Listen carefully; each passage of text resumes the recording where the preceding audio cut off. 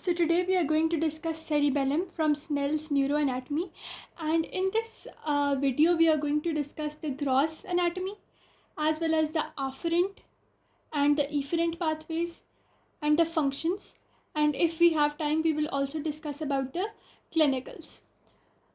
One thing that you need to know is cerebellum is a part of hindbrain. Let me show one thing to you.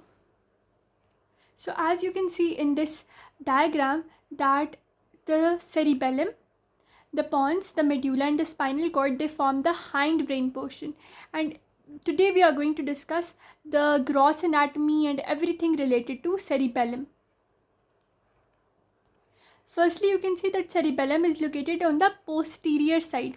So it will be located in the posterior cranial fossa. So our cerebellum is situated in the posterior cranial fossa and it is covered superiorly by tentorium cerebelli. All of these structures, they have been discussed in my videos related to the cranial fossas. Now we are going to discuss the lobes of the cerebellum, then what is the median vermis of the cerebellum, and the cerebellar hemispheres. So now this is our cerebellum, and I told you cerebellum will be posteriorly and the brain stem, that will be pons, medulla, they will be anteriorly. So now cerebellum has two cerebellar hemispheres which are on both sides, and in the midline there is this fissure. This is known as the vermis of the cerebellum. Two hemisphere, that the right and left cerebral hemispheres, and a middle vermis. And if you want to know, this is the cerebellum on the posterior side, and anteriorly we have our this structure. And when we look a little bit down, so this is the anterior midbrain type portion and this is the middle vermis. This is the right cerebellar hemisphere and this is the left cerebellar hemisphere. Now if we have a look on the lobes of the cerebellum, so we have three lobes of the cerebellum: the anterior lobe, this middle or posterior lobe, and this orange colored lobe, which is the flocculonodular lobe. And when we come to the fissures of the cerebellum, we have first fissure, that is between the anterior and the posterior lobe. This fissure is known as the primary fissure, as you can see over here. This is the primary fissure between this purple and green region, the primary fissure. Then there is the uvulonodular fissure. This uvulonodular fissure, it is going to be between the posterior lobe and this flocculonodular lobe. So this fissure will be uvulonodular fissure. So we have one fissure, the primary fissure, that is between the the purple and the green regions, or the anterior and posterior lobe. We have the primary fissure, or a fissure like this, a fissure like this U-shaped fissure. This is the primary fissure. When we come to the fissure between the posterior lobe and the flocculonodular lobe, we have the uvulonodular fissure. Then we have another fissure, which is the horizontal fissure. This fissure will be somewhere here to divide it into a superior and an inferior lobe. So this is the horizontal fissure, and this fissure actually divides the posterior lobe. It runs on the middle of the posterior lobe and it divides the cerebellum into a superior and an inferior region. As you can see in this diagram that I have opened right now, that if you put the horizontal fissure like here, you can see that the anterior and the superior portion of the posterior lobe, they are in the superior region, whereas the flocculonodular lobe and a little bit portion of the posterior lobe, they are mostly inferiorly located. So anterior lobe, and then this primary fissure, then this horizontal fissure that divides it into superior and inferior lobes, and then this fissure that is between the posterior lobe and the flocculonodular lobe. This is known as the uvulonodular fissure or the posterolateral fissure. So now we come to the reading. We see that cerebellum is located in posterior cranial fossa. Then we talked about the cerebellar hemisphere, the median line, which is known as vermis. Then we talked about the lobes, the anterior, the middle or posterior lobe. Then the fissure between them was the primary fissure. Then there was this uvulonodular fissure, the flocculonodular lobe, etc. Then we talked about the horizontal fissure, which divide them into the superior and an inferior portion. Now we are going to talk about the cerebellar peduncles. So these are the cerebellar peduncles. They are the physical connections between the that are connecting the cerebellum to the midbrain. This is known as the superior cerebellar peduncle. Then the cerebellum to the pons, that is the middle cerebellar peduncle. And then the cerebellum to the medulla, that is the inferior cerebellar peduncle.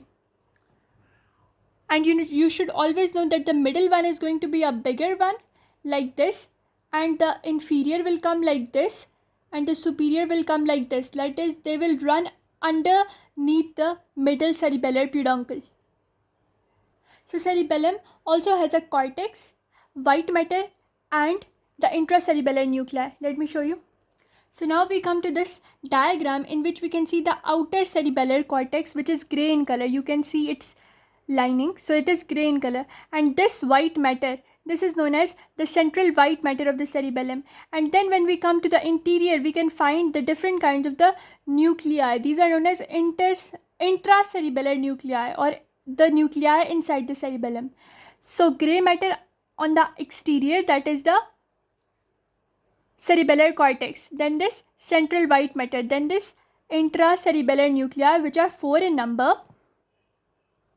And to remember the intracerebellar nuclei, we use the mnemonic don't eat greasy food. This don't, the D stands for dentate nucleus, the E stands for embolus nucleus, the G stands for globus nucleus, and F stands for vestigial nucleus. Now we'll come towards the cerebellar cortex, which is the outer gray matter of the cerebellum. This outer gray matter has a branching appearance. This branched appearance is known as the arbor vitae. I will show you. So in the outer gray matter, you can see here, you can see a branching like pattern. This branching like pattern is known as the arbor vitae. And then this will have further 3 layers. These 3 layers are the molecular layer, the Purkinje layer, and the granular layer, or my personal garden. You can remember this by the mnemonic my personal garden. First one, the outermost one is the molecular layer, then the middle one is the Purkinje layer, and the innermost one is the granular layer, and the innermost one is a junction between the white matter and the gray matter, or the cortex and the central gray matter. Now the molecular layer, we are going to read it from there. You can remember the layers by the mnemonic my personal garden, which is M is for molecular layer, P is for Purkinje layer, G is for granular layer. Now we are going to discuss the molecular layer. Molecular layer has two many important cells, which are the stellate cells and the basket cells. Stellate are outer and basket cells are inner cells. So this is actually a diagram for the layers. This outer one is the layer which is known as molecular layer, as you can see the labeling over here. Then we have the Purkinje layer, this one, and then we have the innermost layer, which is the granular layer.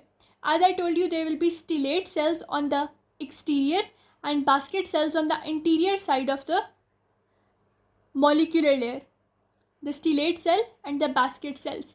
Also these ... these are known as other neuroglial cells, and they are spread between the stellate and the basket cells of the molecular layer.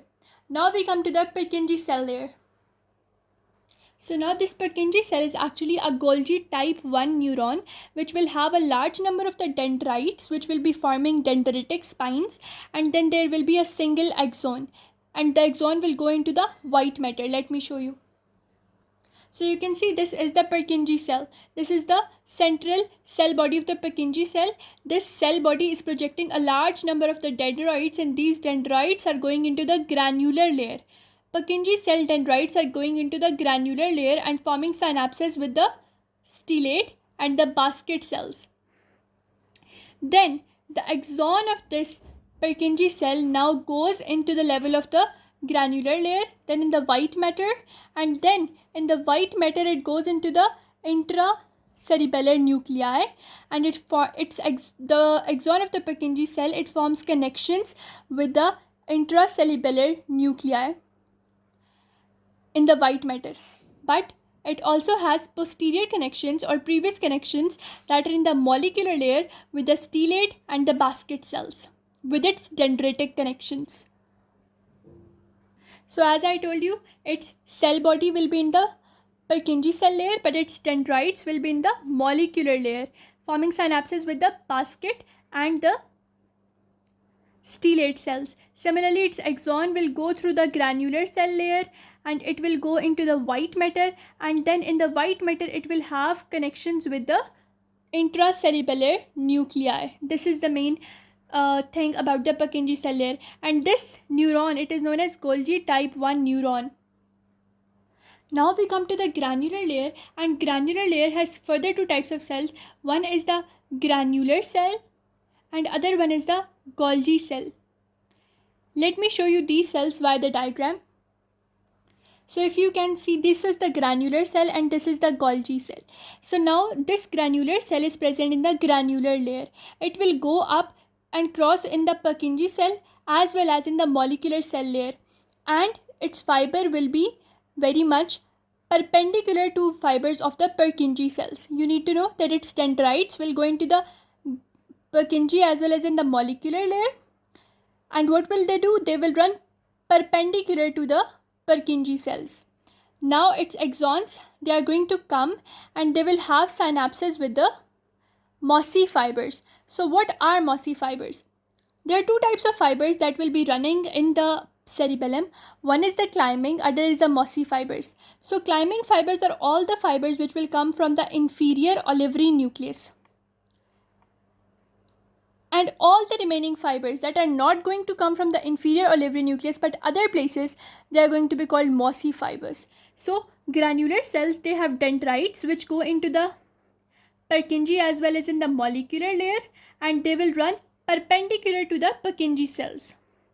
And their axons will have synapses with the mossy fibers. Secondly, their axons will also have some other synapses that are with the Golgi cell. So now we come to the second cell type, which is the Golgi cell. Similarly, it has axons which run in the Purkinje as well as in the molecular layer, and they are perpendicular. But now its axons, they come over here and they will have synapses with the axons of the granular cells. Now to discuss the three layers, I will have a very schematic diagram in front of you.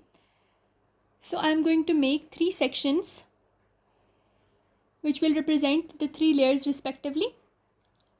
This is going to be the mnemonic My Personal Garden, the outermost molecular layer, the Purkinje layer, and the granular layer. Further, we will divide the molecular layer into an inner and outer region. Now we come to, so molecular layer has an outer stellate or star-shaped cell, and an inner layer has the cells which are known as the basket cells. So the stellate cells and the basket cells which are in the molecular layer. Now I told you that in the Purkinje cells there will be certain cells which will have a large number of dendritic spines, and their spines will go into the molecular layer, and then they will have axons which will move through the granular layer, and then they will come to the white matter and they will have connections with the nuclei of the white matter or the intracerebellar nuclei. So we discussed about the Purkinje cell layer as well.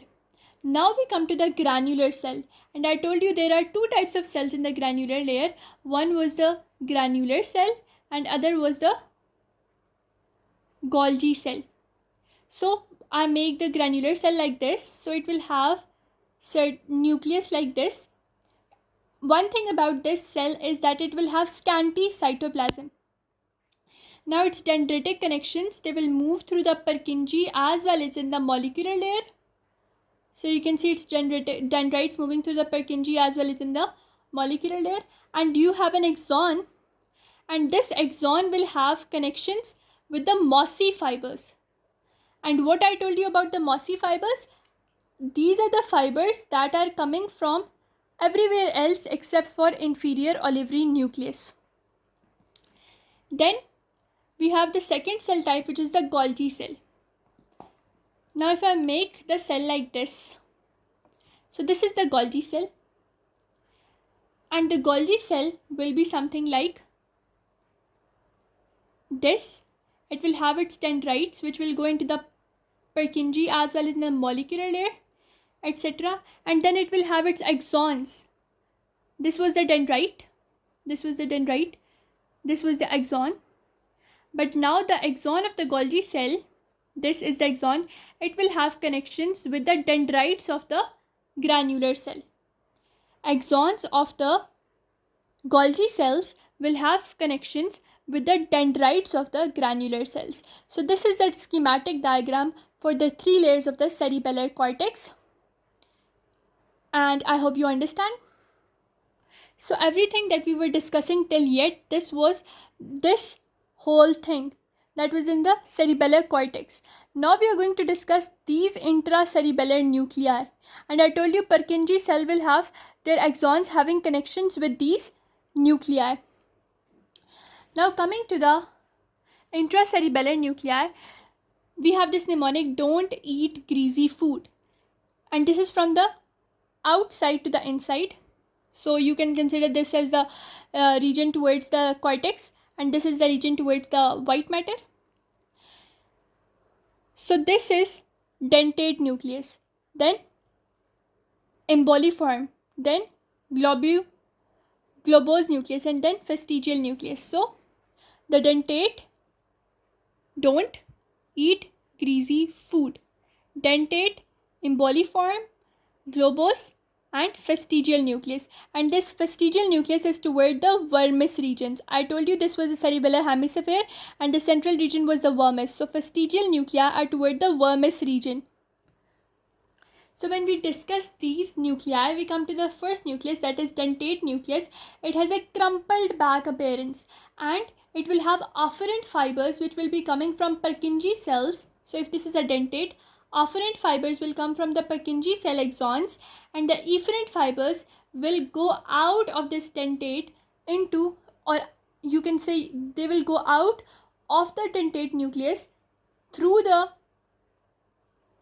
level of the superior cerebellar peduncle, and they will go to the midbrain, etc.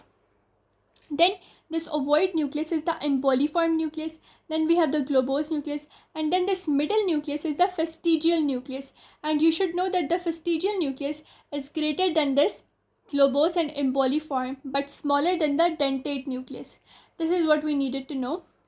Now we have another thing, that is the functional areas of the cerebellar cortex. So this is the diagram, and in this diagram we can see this is the central vermis region, and this is the intercerebellar region, and this is the cerebellar hemisphere. So this one is the vermis region, and you can see in the vermis region you have your shoulders, trunk, abdomen, and the hip region. And then this region, just on the two sides, if I can make it like this. Now we have this region, this was the vermis, and this is the intravermis region, or you can say this is the intermediate region. So this region is going to control your limbs like the hands, the feet, etc. And this lateral region, this is the planning region. It is going to plan the actions. So central for shoulders, thorax, abdomen, trunk, and hips. This intermediate region for the hands, feet, limbs, etc. And this lateral region for the planning.